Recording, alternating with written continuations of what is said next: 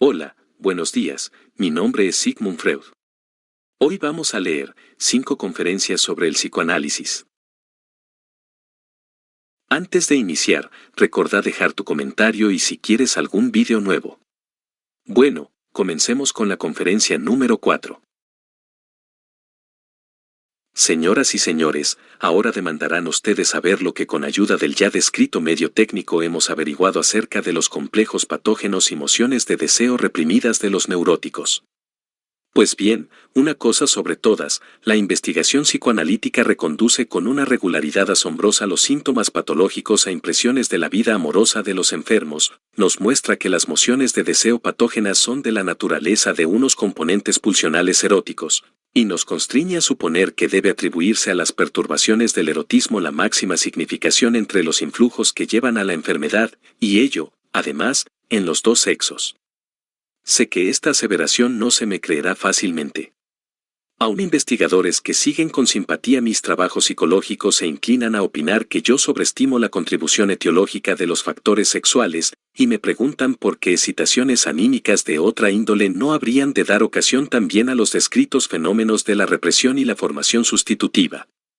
Ahora bien, yo puedo responder, no sé por qué no habrían de hacerlo, y no tengo nada que oponer a ello, pero la experiencia muestra que no poseen esa significación, que a lo sumo respaldan el efecto de los factores sexuales, mas sin poder sustituirlos nunca. Es que yo no he postulado teóricamente ese estado de las cosas, en los estudios sobre la histeria, que en colaboración con el Dr. Joseph Breuer publiqué en 1895, yo aún no sostenía ese punto de vista, debí abrazarlo cuando mis experiencias se multiplicaron y penetraron con mayor profundidad en el asunto. Señores, aquí, entre ustedes, se encuentran algunos de mis más cercanos amigos y seguidores que me han acompañado en este viaje a Wooster. Indáguenlos, y se enterarán de que todos ellos descreyeron al comienzo por completo de esta tesis sobre la significación decisiva de la etiología sexual, hasta que sus propios empeños analíticos los compelieron a hacer la suya. El convencimiento acerca de la justeza de la tesis en cuestión no es en verdad facilitado por el comportamiento de los pacientes. En vez de ofrecer de buena gana las noticias sobre su vida sexual, por todos los medios procuran ocultarlas. Los hombres no son en general sinceros en asuntos sexuales. No muestran con franqueza su sexualidad, sino que gastan una espesa bata hecha de tejido de embuste para esconderla, como si hiciera mal tiempo en el mundo de la sexualidad. Y no andan descaminados, en nuestro universo cultural ni el sol ni el viento son propicios para el quehacer sexual, en verdad, ninguno de nosotros puede revelar francamente su erotismo a los otros. Pero una vez que los pacientes de ustedes reparan en que pueden hacerlo sin embarazo en el tratamiento, se quitan esa cáscara de embuste y solo entonces están ustedes en condiciones de formarse un juicio sobre el problema en debate. Por desdicha, tampoco los médicos gozan de ningún privilegio sobre las demás criaturas en su personal relación con las cuestiones de la vida sexual, y muchos de ellos se encuentran prisioneros de esa unión de gazmoñería y concupiscencia que gobierna la conducta de la mayoría de los hombres de cultura en materia de sexualidad. Permítanme proseguir ahora con la comunicación de nuestros resultados. En otra serie de casos, la exploración psicoanalítica no reconduce los síntomas, es cierto, a vivencias sexuales, sino a unas traumáticas, triviales. Pero esta diferenciación pierde valor por otra circunstancia. El trabajo de análisis requerido para el radical esclarecimiento y la curación definitiva de un caso clínico nunca se detiene en las vivencias de la época en que se contrajo la enfermedad, sino que se remonta siempre hasta la pubertad y la primera infancia del enfermo, para tropezar, solo allí, con las impresiones y sucesos que comandaron la posterior contracción de la enfermedad.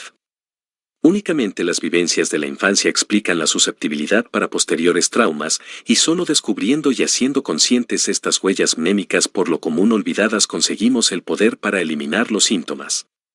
Llegamos aquí al mismo resultado que en la exploración de los sueños, a saber, que las reprimidas, imperecederas mociones de deseo de la infancia son las que han prestado su poder a la formación de síntoma, sin lo cual la reacción frente a traumas posteriores habría discurrido por caminos normales.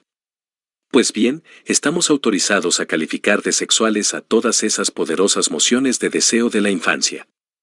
Ahora con mayor razón estoy seguro de que se habrán asombrado ustedes. ¿Acaso existe una sexualidad infantil?, preguntarán, ¿no es la niñez más bien el periodo de la vida caracterizado por la ausencia de la pulsión sexual?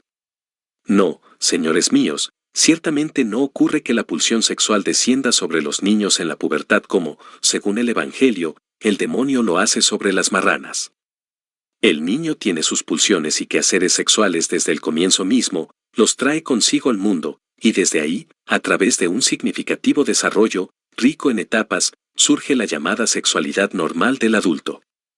Ni siquiera es difícil observar las exteriorizaciones de ese quehacer sexual infantil, más bien hace falta un cierto arte para omitirlas o interpretarlas erradamente. Por un favor del destino estoy en condiciones de invocar para mis tesis un testimonio originario del medio de ustedes. Aquí les muestro el trabajo de un Dr. Sanford Bell, publicado en la American Journal of Psychology en 1902. El autor es miembro de la Clark University, el mismo instituto en cuyo salón de conferencias nos encontramos. En este trabajo, titulado A Preliminary Study of the Emotion of Love Between the Sexes, y aparecido 3 años antes de mis 3 ensayos de teoría sexual, 1905d, el autor dice exactamente lo que acabo de exponerles: la emoción del amor sexual no hace su aparición por primera vez en el periodo de la adolescencia, como se ha pensado. Como diríamos en Europa, él trabajó al estilo norteamericano, reuniendo no menos de 2.500 observaciones positivas en el curso de 15 años, de las que 800 son propias. Acerca de los signos por los que se dan a conocer esos enamoramientos, expresa, la mente sin prejuicios, al observar estas manifestaciones en centenares de parejas de niños, no puede evitar referirlas a los orígenes de la vida sexual.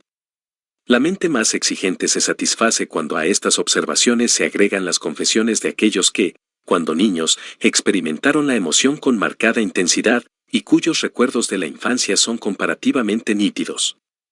Pero lo que más sorprenderá a aquellos de ustedes que no quieran creer en la sexualidad infantil será enterarse de que, entre estos niños tempranamente enamorados, no pocos se encuentran en la tierna edad de 3, 4 y 5 años. No me extrañaría que creyeran ustedes más en estas observaciones de su compatriota que en las mías. Hace poco yo mismo he tenido la suerte de obtener un cuadro bastante completo de las exteriorizaciones pulsionales somáticas y de las producciones anímicas en un estadio temprano de la vida amorosa infantil, por el análisis de un varoncito de 5 años, aquejado de angustia, que su propio padre emprendió con él siguiendo las reglas del arte. Y puedo recordarles que hace pocas horas mi amigo, el Dr. Carl G. Jung, les expuso en esta misma sala la observación de una niña aún más pequeña, que a raíz de igual ocasión que mi paciente, el nacimiento de un hermanito, permitió colegir con certeza casi las mismas mociones sensuales, formaciones de deseo y de complejo. No desespero, pues, de que se reconcilien ustedes con esta idea, al comienzo extraña, de la sexualidad infantil. Quiero ponerles aún por delante el ejemplo de Eugene Bleuler, psiquiatra de Zúrich, quien hace apenas unos años manifestaba públicamente no entender mis teorías sexuales, y desde entonces ha corroborado la sexualidad infantil en todo su alcance por sus propias observaciones. Es fácil de explicar el hecho de que la mayoría de los hombres, observadores médicos u otros, no quieran saber nada de la vida sexual del niño. Bajo la presión de la educación para la cultura han olvidado su propio quehacer sexual infantil y ahora no quieren que se les recuerde lo reprimido. Obtendrían otros convencimientos si iniciaran la indagación con un autoanálisis, una revisión e interpretación de sus recuerdos infantiles. Abandonen la duda y procedan conmigo a una apreciación de la sexualidad infantil desde los primeros años de vida. La pulsión sexual del niño prueba ser en extremo compuesta, admite una descomposición en muchos elementos que provienen de diversas fuentes. Sobre todo, es aún independiente de la función de la reproducción, a cuyo servicio se pondrá más tarde. Obedece a la ganancia de diversas clases de sensación placentera, que, de acuerdo con ciertas analogías y nexos, reunimos bajo el título de placer sexual. La principal fuente del placer sexual infantil es la apropiada excitación de ciertos lugares del cuerpo particularmente estimulables, además de los genitales, las aberturas de la boca, el ano y la uretra, pero también la piel y otras superficies sensibles. Como en esta primera fase de la vida sexual infantil la satisfacción se halla en el cuerpo propio y prescinde de un objeto ajeno, la llamamos, siguiendo una expresión acuñada por Hable Kellis, la fase del autoerotismo. Y denominamos zonas erógenas a todos los lugares significativos para la ganancia de placer sexual. El chupetear o mamar con fruición de los pequeñitos es un buen ejemplo de una satisfacción autoerótica de esa índole, proveniente de una zona erógena. El primer observador científico de este fenómeno, un pediatra de Budapest de nombre Lindner, ya lo interpretó correctamente como una satisfacción sexual y describió de manera exhaustiva su paso a otras formas superiores del quehacer sexual. Otra satisfacción sexual de esta época de la vida es la excitación masturbatoria de los genitales, que tan grande significación adquiere para la vida posterior y que muchísimos individuos nunca superan del todo. Junto a estos y otros quehaceres autoeróticos, desde muy temprano se exteriorizan en el niño aquellos componentes pulsionales del placer sexual, o, como preferiríamos decir, de la libido, que tienen por premisa una persona ajena en calidad de objeto. Estas pulsiones se presentan en pares de opuestos, como activas y pasivas. Les menciono los exponentes más importantes de este grupo: el placer de infligir dolor, sadismo, con su correspondiente Gegenspiel pasivo, masoquismo, y el placer de ver activo y pasivo. Del primero de estos últimos se ramifica más tarde el apetito de saber, y del segundo, el esfuerzo que lleva a la exhibición artística y actoral. Otros quehaceres sexuales del niño caen ya bajo el punto de vista de la elección de objeto, cuyo asunto principal es una persona ajena que debe su originario valor a unos miramientos de la pulsión de autoconservación. Ahora bien, la diferencia de los sexos no desempeña todavía, en este periodo infantil, ningún papel decisivo. Así, pueden ustedes atribuir a todo niño, sin hacerle injusticia, una cierta dotación homosexual. Esta vida sexual del niño, abigarrada, rica, pero disociada, en que cada una de las pulsiones se procura su placer con independencia de todas las otras, experimenta una síntesis y una organización siguiendo dos direcciones principales, de suerte que al concluir la época de la pubertad las más de las veces queda listo, plasmado, el carácter sexual definitivo del individuo. Por una parte, las pulsiones singulares se subordinan al imperio de la zona genital, por cuya vía toda la vida sexual entra al servicio de la reproducción, y la satisfacción de aquellas conserva un valor solo como preparadora y favorecedora del acto sexual en sentido estricto. Por otra parte, la elección de objeto esfuerza hacia atrás al autoerotismo, de modo que ahora en la vida amorosa todos los componentes de la pulsión sexual quieren satisfacerse en la persona amada. Pero no a todos los componentes pulsionales originarios se les permite participar en esta conformación definitiva de la vida sexual. Aún antes de la pubertad se imponen, bajo el influjo de la educación, represiones en extremo enérgicas de ciertas pulsiones, y se establecen poderes anímicos, como la vergüenza, el asco, la moral, que las mantienen a modo de unos guardianes. Cuando luego, en la pubertad, sobreviene la marea de la necesidad sexual, halla en esas formaciones anímicas reactivas o de resistencia unos diques que le prescriben su discurrir por los caminos llamados normales y le imposibilitan reanimar las pulsiones sometidas a la represión. Son sobre todo las mociones placenteras coprófilas de la infancia, vale decir las que tienen que ver con los excrementos, las afectadas de la manera más radical por la represión, además, la fijación a las personas de la elección primitiva de objeto. Señores, una proposición de la patología general nos dice que todo proceso de desarrollo conlleva los gérmenes de la predisposición patológica, pues puede ser inhibido, retardado, o discurrir de manera incompleta. Lo mismo es válido para el tan complejo desarrollo de la función sexual.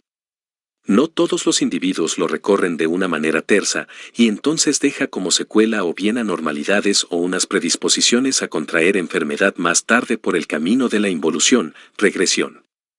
Puede suceder que no todas las pulsiones parciales se sometan al imperio de la zona genital. Si una de aquellas pulsiones ha permanecido independiente, se produce luego lo que llamamos una perversión y que puede sustituir la meta sexual normal por la suya propia. Dijimos ya que es harto frecuente que el autoerotismo no se supere del todo, de lo cual son testimonio después las más diversas perturbaciones. La igual valencia originaria de ambos sexos como objetos sexuales puede conservarse, de lo cual resulta en la vida adulta una inclinación al quehacer homosexual, que en ciertas circunstancias puede acrecentarse hasta la homosexualidad exclusiva. Esta serie de perturbaciones corresponde a las inhibiciones directas en el desarrollo de la función sexual, comprende las perversiones y el no raro infantilismo general de la vida sexual. La predisposición a las neurosis deriva de diverso modo de un deterioro en el desarrollo sexual. Las neurosis son a las perversiones como lo negativo a lo positivo, en ellas se rastrean, como portadores de los complejos y formadores de síntoma, los mismos componentes pulsionales que en las perversiones, pero producen sus efectos desde lo inconsciente, por tanto, han experimentado una represión, pero, desafiándola, pudieron afirmarse en lo inconsciente. El psicoanálisis nos permite discernir que una exteriorización hiperintensa de estas pulsiones en épocas muy tempranas lleva a una suerte de fijación parcial que en lo sucesivo constituye un punto débil dentro de la ensambladura de la función sexual. Si el ejercicio de la función sexual normal en la madurez tropieza con obstáculos, se abrirán brechas en la represión, esfuerzo de desalojo y suplantación de esa época de desarrollo justamente por los lugares en que ocurrieron las fijaciones infantiles. Ahora quizá objeten ustedes, pero no todo eso es sexualidad. Yo uso esa expresión en un sentido mucho más lato que aquel al que ustedes están habituados a entenderla. Se los concedo. Pero cabe preguntar si no sucede más bien que ustedes la emplean en un sentido demasiado estrecho cuando la limitan al ámbito de la reproducción. Así sacrifican la comprensión de las perversiones, el nexo entre perversión, neurosis y vida sexual normal, y se incapacitan para discernir en su verdadero significado los comienzos, fáciles de observar, de la vida amorosa somática y anímica de los niños. Pero cualquiera que sea la decisión de ustedes sobre el uso de esa palabra, retengan que el psicoanalista entiende la sexualidad en aquel sentido pleno al que uno se ve llevado por la apreciación de la sexualidad infantil. Volvamos otra vez sobre el desarrollo sexual del niño. Nos resta mucho por pesquisar porque habíamos dirigido nuestra atención más a las exteriorizaciones somáticas que a las anímicas de la vida sexual, la primitiva elección de objeto del niño, que deriva de su necesidad de asistencia, reclama nuestro ulterior interés. Primero apunta a todas las personas encargadas de su crianza, pero ellas pronto son relegadas por los progenitores. El vínculo del niño con ambos en modo alguno está exento de elementos de coexcitación sexual, según el testimonio coincidente de la observación directa del niño y de la posterior exploración analítica. El niño toma a ambos miembros de la pareja parental, y sobre todo a uno de ellos, como objeto de sus deseos eróticos. Por lo común obedece en ello a una incitación de los padres mismos, cuya ternura presenta los más nítidos caracteres de un quehacer sexual, si bien inhibido en sus metas. El padre prefiere por regla general a la hija y la madre al hijo varón, el niño reacciona a ello deseando, el hijo, reemplazar al padre y la hija, a la madre. Los sentimientos que despiertan en estos vínculos entre progenitores e hijos, y en los recíprocos vínculos entre hermanos y hermanas, apuntalados en aquellos, no son sólo de naturaleza positiva y tierna, sino también negativa y hostil.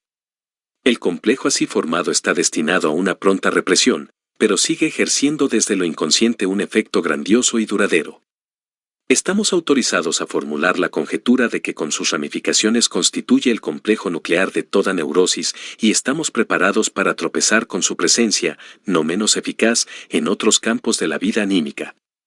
El mito del rey Edipo, que mata a su padre y toma por esposa a su madre, es una revelación, muy poco modificada todavía, del deseo infantil, al que se le contrapone luego el rechazo de la barrera del incesto. El Hamlet de Shakespeare se basa en el mismo terreno del complejo incestuoso, mejor encubierto. Hacia la época en que el niño es gobernado por el complejo nuclear no reprimido todavía, una parte significativa de su quehacer intelectual se pone al servicio de los intereses sexuales. Empieza a investigar de dónde vienen los niños y, valorando los indicios que se le ofrecen, colige sobre las circunstancias efectivas más de lo que los adultos sospecharían. Por lo común, la amenaza material que le significa un hermanito, en el que ve al comienzo solo al competidor, despierta su interés de investigación. Bajo el influjo de las pulsiones parciales activas dentro de él mismo, alcanza cierto número de teorías sexuales infantiles. Por ejemplo, que ambos sexos poseen el mismo genital masculino, que los niños se conciben por el comer y se paren por el recto, y que el comercio entre los sexos es un acto hostil, una suerte de sometimiento.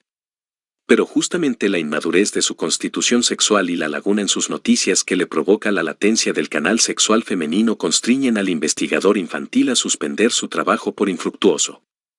El hecho de esta investigación infantil, así como las diversas teorías sexuales que produce, conservan valor determinante para la formación de carácter del niño y el contenido de su eventual neurosis posterior. Es inevitable y enteramente normal que el niño convierta a sus progenitores en objetos de su primera elección amorosa. Pero su libido no debe permanecer fijada a esos objetos primeros, sino tomarlos luego como unos meros arquetipos y deslizarse hacia personas ajenas en la época de la elección definitiva de objeto. El deshacimiento del niño respecto de sus padres se convierte así en una tarea insoslayable si es que no ha de peligrar la aptitud social del joven.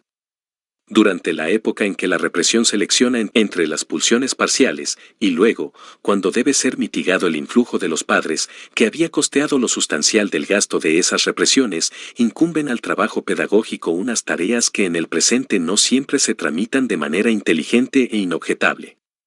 Señoras y señores, no juzguen que con estas elucidaciones sobre la vida sexual y el desarrollo psicosexual del niño nos hemos alejado demasiado del psicoanálisis y su tarea de eliminar perturbaciones neuróticas. Si ustedes quieren, pueden caracterizar al tratamiento psicoanalítico solo como una educación retomada para superar restos infantiles.